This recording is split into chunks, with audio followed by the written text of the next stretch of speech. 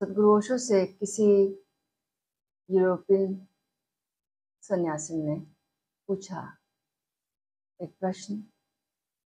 उसने पूछा कि द्वैत मन का स्वभाव है, लेकिन क्या मन का अर्थ केवल विश्लेषणात्मक प्रक्रियाएं हैं जो कि मुख्य रूप से बाएं मस्तिष्क में होती हैं,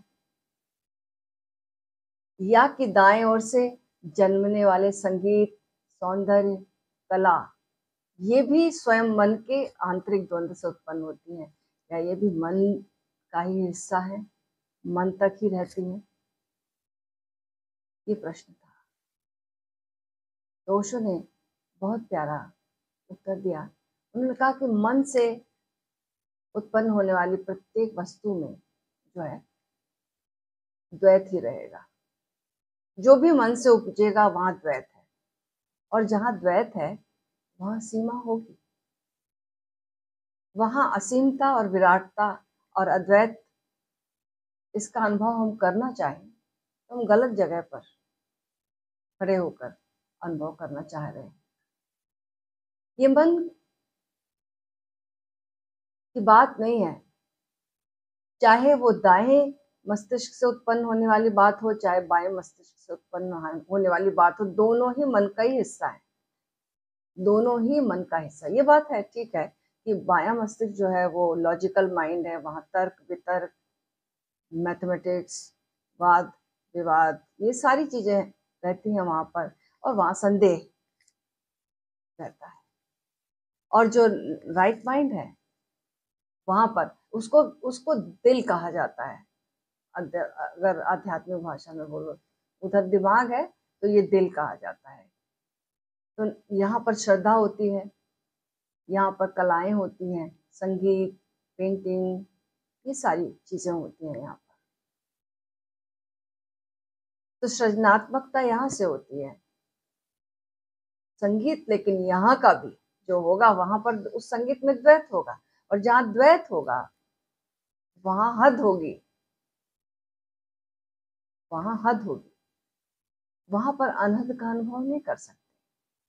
तो इससे फर्क नहीं उठता कि वो मैथमेटिक्स वहां पर भी एक उधेड़ बुन रहेगी, उस संगीत में भी वहां पर भी जमाना होगा, स्वरों का उठाना होगा, गिराना होगा, लेकिन वो सब मन का ही हिस्सा होगा। निश्चित रूप से सुंदर विन्यास हो सकता है, स्वरों का सुंदर धुन हो सकती है, बहुत गहराई वाली हो सकती है, एक्सट्रोवर्ट हो सकती है, लेकिन हाँ, यहाँ से भी हम मन के तल पर ही रहते हैं, शून्य नहीं पर नहीं जाते, उस विराट का अनुभव नहीं कर सकते। तो क्या करना है? ओशो कहते हैं कि एक ऐसा भी संगीत है जो मन से नहीं उठता। वो संगीत कहते हैं कि वो ध्वनि रहित है, शून्यता का संगीत है, और उसको केवल वही सुन सकता है जो शून्य हो गया है। तो देखो, लेफ्ट ब्रेन से जब हम जीते हैं तो वहां से शून्य होना कठिन है। राइट ब्रेन से शून्यता आसानी से आ सकती है, क्योंकि वहां श्रद्धा। लेकिन यहाँ पर भी अभी याद रखना, यहाँ रुकना नहीं है, श्रद्धा का रूपांतरण जरूरी है। जैसे प्रेम को श्रद्धा में बदलना है, तो श्रद्धा, कितनी भी श्रद्धा हो, लेकिन यहाँ पर कभी भी संदेह, क्योंकि एक ही मस्तिष्क केवल काम नहीं करता, संदेह कभी हावी हो सकता है। तो श्रद्धा और संदेह में डोलता ही रहेगा मन। हाँ ठीक है, ज्यादा श्रद्धा होगी, कम संदेह होगा, लेकिन पूरा वैनिश नहीं हो गया। ये कब टोटल श्रद्धा होगी, कब अनकंडीशनल श्रद्धा होगी? जब ये बदलेगी, ऊर्ध्वगामी होगी, जब ये भक्ति में बदलेगी।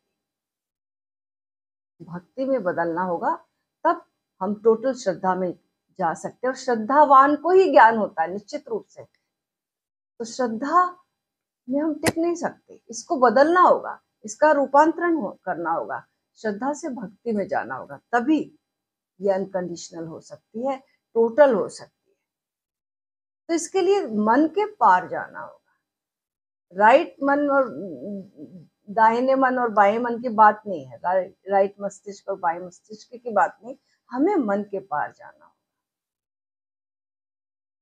शून्यता में जाना होगा। और ओशो कहते कि वो जिस शून्यता की बात कर रहे हैं, वो शून्यता ऐसी नहीं है कि वहां कुछ नहीं है, ऐसा कुछ नहीं होना है वो कि वहां जीवंतता है। उस शून्यता में जीवंतता है, मृत नहीं है वो, डेड नहीं है। ऐसी शून्यता है जो जीवन से ओतप्रोत है, ऐसी शून्यता है जो संगीत से भरी हुई है, लेकिन वो संगीत मौन संगीत है। ऐसी सुंदरता है, लेकिन वो आकार वाली सुंदरता नहीं है, निराकार का सौंदर्य। एक बार एक बहुत बहुत ही गहरे साधक हैं, बहुत प्यारे सन्यासी हैं, वो मिलने आए थे और उन्होंने कहा कि मुझे एक बार ऐसा अनुभव हुआ कि भीतर, जब मैं तीसरे नेत्र के द्वार पर गया और वहां पर रुका, तो एकदम जैसे दरवाजा खुल गया और आकाश खुलता जा रहा। तो पहली बार ऐसा सौंदर्य का अनुभव हुआ और मेरे भीतर पता चला मुझे कि सत्यम शिवम सुंदरम होता क्या, असली सौंदर्य है क्या।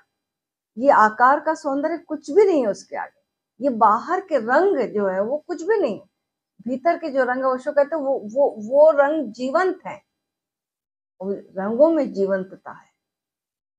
बाहर के रंगों में जीवंतता का अनुभव नहीं है, तो जीवन से भरा जीवंत रंग और ऐसा आनंद है जिसका कोई अभिव्यक्ति दी नहीं जा सकती, अपरिभाष्य है।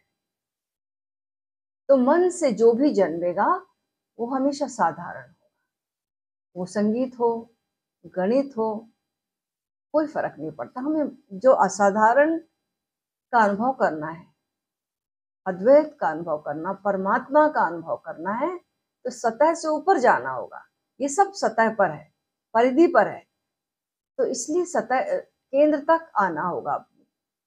ठीक बात है कि बाएं मस्तिष्क से दाएं मस्तिष्क पर आना ज्यादा, वहां से ज्यादा आसान है अपने केंद्र पर जाना।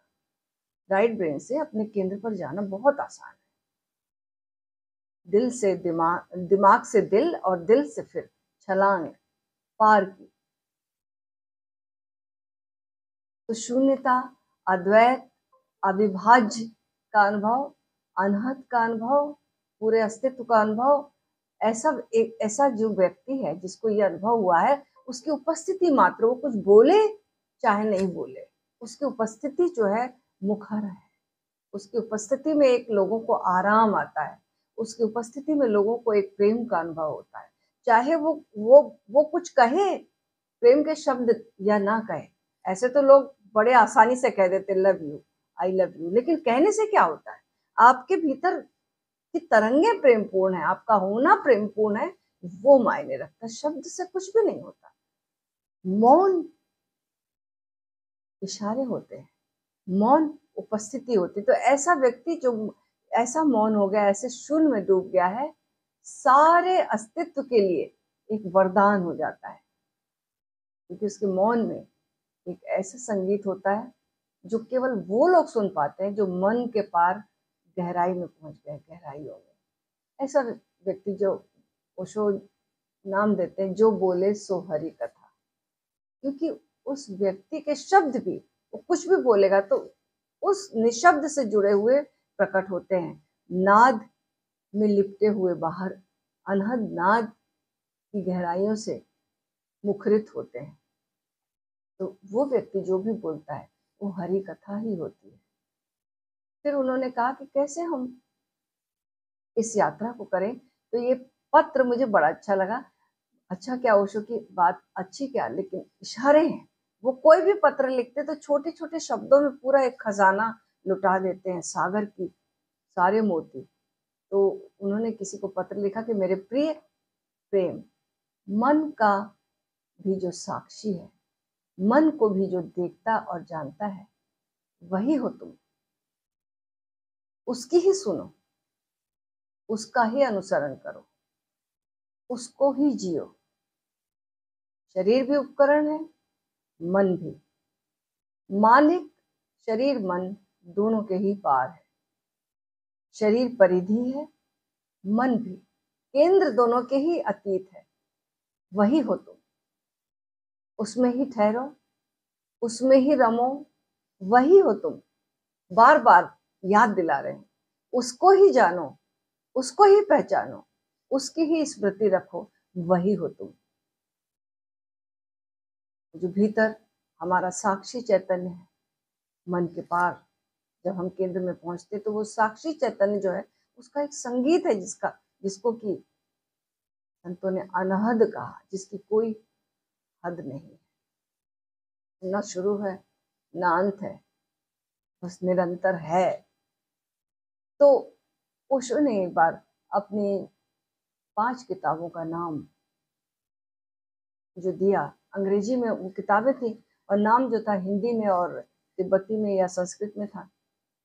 तो उनके सेक्रेटरी ने, मित्रों ने कहा कि वेस्ट में जब ये किताबें जाएंगी इनका तो कोई अर्थ नहीं जानता, तो क्या इसके अर्थ टाइटल बदले जा सकते हैं, क्या इसे ट्रांसलेट किया जा सकता है? तो ओशो ने कहा ये टाइटल नहीं बदले जा सकते। उन्होंने इनके नाम नहीं बदले, बोले इससे फर्क नहीं पड़ता, कोई जाने ना जाने, किताबें बिके ना बिके, लेकिन ये टाइटल नहीं बदले जा सकते, क्योंकि ये जो टाइटल है ये महावाक्य हैं, उपनिषदों के महावाक्य हैं, इनका ट्रांसलेशन नहीं हो सकता किसी भाषा में। और वो किताबों के नाम है ओम मणि पद्मे हुम, ओम शांति शांति, सत्यम शिवम सुंदरम, सच्चित आनंद, हरिओम तत्सत। ये 5 किताबें हैं। आज जो हम प्रवचन सुनेंगे हरिओम तत्सत, जो प्रवचन दिए हैं उस किताब से हम उस वीडियो को देखेंगे। तो इसमें ओशो ने जो प्रवचन दिया है, तो जो हिंदी केवल जानते हैं उनके लिए मैं थोड़ा सा बता देती हूँ कि हरि का अर्थ उन्होंने बोला कि बहुत सारे अर्थ हैं, लेकिन मुझे उनको जो सबसे अच्छा लगता है वो हरि अर्थात हरण करने वाला, जो हर ले, जो चुरा ले। तो ये एक ऐसी ध्वनि है, अनहद की ध्वनि, जो महाचोर ध्वनि है, महाचोर ध्वनि, जो साधारण चीजें नहीं चुराती, जगत की चीजें, हमारी बिलोंगिंग्स ये नहीं चुराती, हमको ही चुरा लेती है, ये हमको हम ही से चुरा लेती है। हरि अर्थात हरण करने वाला, ओम अर्थात महाचोर ध्वनि, और तत्सत, यही सत्य है, यही सत्य है। और कैसे इस सत्य में प्रवेश करें? तो ओशो ने एक पत्र में कहा किसी को, प्रिय तारा नाम है उनका, प्रेम। देखो पत्र में पूरी बात उड़ेल देते हैं वो, एक एक शब्द में सागर है। दूर नहीं है वह क्षण जब तू सागर में प्रवेश करेगी, दूर नहीं है वह क्षण जब तू सागर में प्रवेश करेगी, या सागर ही तुझ में प्रवेश करेगा। पर जल्दी मत करना, जल्दी नहीं करना, अधैर्य बाधा है, धैर्य द्वार है, मौन प्रतीक्षा कर, शून्य प्रतीक्षा कर, प्रतीक्षा की भूमि में ही प्रभु का बीज अंकुरित होता है। तो प्रतीक्षा और मौन प्रतीक्षा। महावीर कहते हैं अपने शिष्यों को कि अगर तुम इतनी समग्रता और इतनी तीव्रता से सुन सको कि वो अपने आप में ध्यान बन जाए, तो और कुछ करने की जरूरत नहीं है। और कोई ध्यान और कुछ भी, कोई योग, कोई अनुशासन, कुछ करने की जरूरत नहीं, अगर हमें श्रवण की कला आ गई। श्रवण करते करते हम पाते हैं कि हम वहां पहुंच गए जिसको कि ओशो सागर कह रहे हैं। दूर नहीं है वह क्षण जब तू सागर में प्रवेश करेगी, या सागर तुझ में प्रवेश करेगा। जब हम शून्य हो जाते हैं, शून्य हो जाते हैं, प्रतीक्षा, शून्य प्रतीक्षा कह रहे हैं, तब हमारे भीतर वो सागर पर, चैतन्य का सागर विराट उतर पड़ता है।